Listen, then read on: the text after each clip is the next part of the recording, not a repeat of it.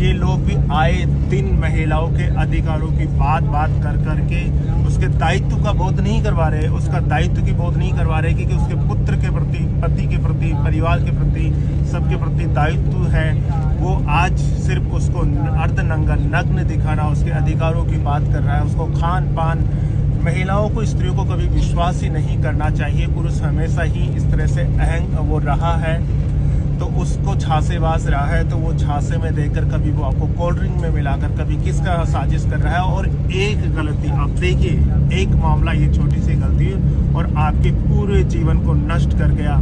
कहाँ तो वो गणेश मीना होगा, कहाँ वो कविता मीना होगी, और किस तरह से उनके परिवार वाले होंगे, कैसे वो अच्छा जीवन जी सकते थे। क्या जीवन में सेक्स और प्यार के अलावा कुछ नहीं है? क्या जीवन में इसके अलावा भी कुछ, बहुत कुछ है, बल्कि इनके अलावा ही सब कुछ है। यह हिंदू दर्शन और हिंदू फिलॉसफी भी बोलती है। तो क्यों हम हमारी सनातन हिंदू संस्कृति से दूर जा रहे हैं? पाश्चात्य शब्दों, गर्लफ्रेंड, बॉयफ्रेंड, प्यार, तलाक, सलाक, इनकी तरफ बढ़ रहे हैं। ये सब जीवन नष्ट करने वाले हैं। स्त्री हो या पुरुष हो, दोनों को इनके समझना चाहिए। कोई स्त्री जब पराये मर्द के संपर्क में आती है तो यह वो उसके झांसे में वो लेना चाहता है, और उसका नाजायज़ फ़ायदा उसका एक ही होता है, वो शारीरिक उसका शोषण करना चाहता है, शारीरिक रूप से पाना चाहता है। और वो एक 2 सेकंड 2 मिनट का आनंद उसके पूरे जीवन को नष्ट करता है, पुरुष को भी नष्ट कर रहा है। पुरुष तो इसमें दोषी महिला से भी अधिक है, और महिला भी उसमें साथ निभा रही है, तो महिला भी दोषी है।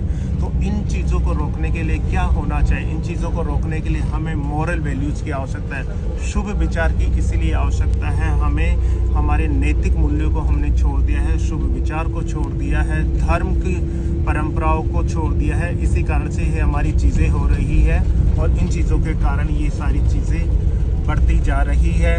आशा है इतनी घटनाएं हो जाने के बाद में फिर कोई ना कोई ऐसी घटना ना हो, और वो ऐसा जीवन में आगे कदम ना हो, गलत कदम ना उठाए जाए। उसके लिए हम वापस और जागरूकता लाएंगे, शुभ विचार के माध्यम से, नैतिक मूल्य के माध्यम से, हमारी हिंदू सनातन संस्कृति के माध्यम से। और जो बड़े बुजुर्गों ने कहा है, पराई स्त्री और पराये धन के ऊपर किसी की भी नज़र कभी भी खराब हो जाती है, तो हमें ये भी ध्यान देना होगा। और हमें माँ बाप, भाई बहन, पति, सभी को ये ध्यान रखना होगा कि अगर आज के समय में हमें कलेक्टर नहीं बनना, IAS नहीं बनना, IPS नहीं बनना, और ज़्यादा पैसे वाला भी नहीं बनना है, अगर हमें यह सब के बजाय हमें हमारी घर की स्त्री, बहन, बेटी, इसको ही बचा लिया, तो हमने करोड़ों से भी ज़्यादा पैसा